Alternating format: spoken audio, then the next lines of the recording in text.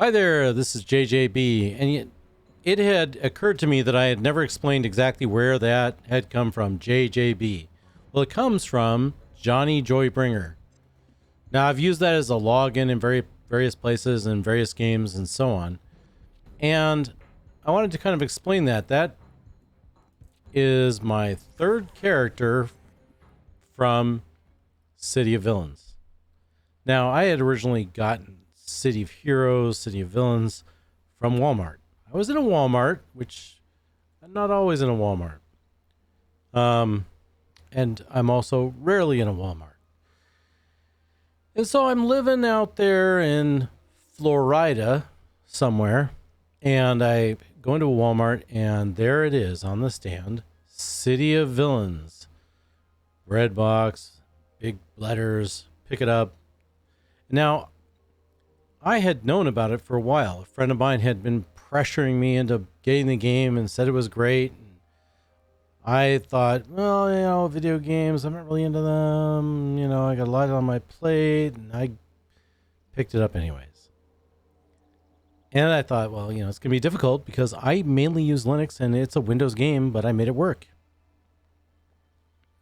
So I got on, I created some characters. At first I thought, well, I will make a villain. And so I did. I made a character called Not Happy. And I was inspired by the movie Incredibles, where Bob's boss is not happy. So I thought, well, Not Happy, that's a good name for a bad guy. And so Not Happy was basically, in appearance very similar to Michael Jackson, but in a trench coat, and he had radiation powers and so on. And then I thought I'd make a hero and make it similar to my favorite V&V character, Villains and Vigilantes character, and that character had electrical powers and all that, and it was pretty good. I thought it was very nice for a while, but one of the things I had trouble with was I foolishly took the power hover. Taking the power hover is like immediately losing interest in the game, because hover was at the time in 2006 was so slow that it was beyond belief. It was, you didn't need to be attacked by anybody. No enemy had to hit you with hold or anything like that. You were stuck. It's like, help, I've activated my hover power. I'm immobilized forever. So hover was bad. And you're just like, okay, well, what kind of game is, providing me with a power that isn't a power, it's a setback. And so you're kind of lost interest in that character, and I went and I made another villain, and it was Johnny Joybringer. And I thought, well, a necromancer who's a mastermind, and I thought, well, that's kind of interesting. It's a very new concept, felt like a very different concept than the rest of the characters, and I made that, and I thought, wow, this is going to be great. Excuse me. And I thought, wow, I got to come up with a backstory for this character, because every time I create a character, I kind of think of a little bit of a backstory, if not all of a backstory. So I came up with this, and I came up with the idea that there was this child. It was like one of 9 children of parents who exploit their children in the early 1900s. And, he had to work as an entertainer, and eventually was picked up by accident into films, early talking films. And he took off like a male version of Shirley Temple, and the studio said, forget your last name. And he did. He doesn't even remember his last name because he was so little interaction with his family or his parents. And so he was called John, and the studio said, not good enough. It's going to be Johnny Joybringer. And they gave him that name. They hit that, gave him that moniker and hit him that name and said, that's it. That's for you. And he appeared in several films before he started to get a little bit older, and they no longer needed him at that point. They're like, okay, well, you were a child star. Now you're not a child star. Goodbye. And he was out of contract, and they forgot about him. His parents, he wasn't making money, and now he's an adult, and they don't need him. Forget it. He wasn't welcome in their house. They've gone. They disappeared on him. Ghosted him. So now, abandoned by everybody. Exploited, then abandoned. Now he's got to figure out what to do, and all he knows how to do is entertain and be charming. So he kind of milks that, and he gets gigs where he's doing like a vaudeville or live acts and stuff like that. And as time goes on, he ends up in Vegas. And as he gets older, into his 40s and 50s, he finds that he can charm older women who remember him as a child star, and he charms them and they give him gifts. And this is how he gets by basically charming women and getting gifts. These women are not always single. Sometimes they could be widows, but a lot of times they're married.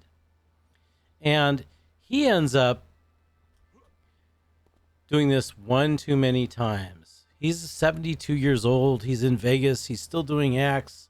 People will still want to see him out of nostalgia, but he's practically invisible, and he's not doing it in the good casinos, just little venues off the strip. And so he manages to not, he decides to, he's been crossing the line a lot, and he crosses the line a little more, and he rips off some married woman, figuring she won't be able to report the crime because she would also have to report her affair. Now it turns out that he didn't know that her husband was a mafia boss. And so he's confronted during his escape by this mafia boss who had figured things out, and he had already had his wife killed.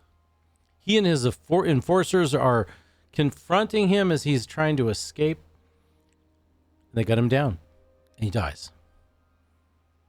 But then he's in a time loop, and he ends up in the moments when he's trying to talk the mafia boss out of shooting him, and then he gets killed again.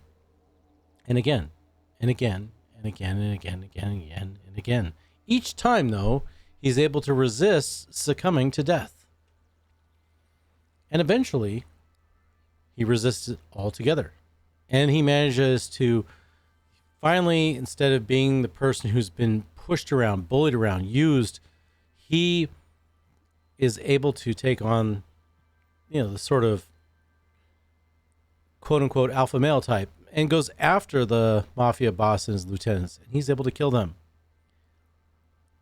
And still it happens again and again and again and again. And then he's able to realize he can control the dead. And he becomes a mastermind of these dead individuals that originally killed him.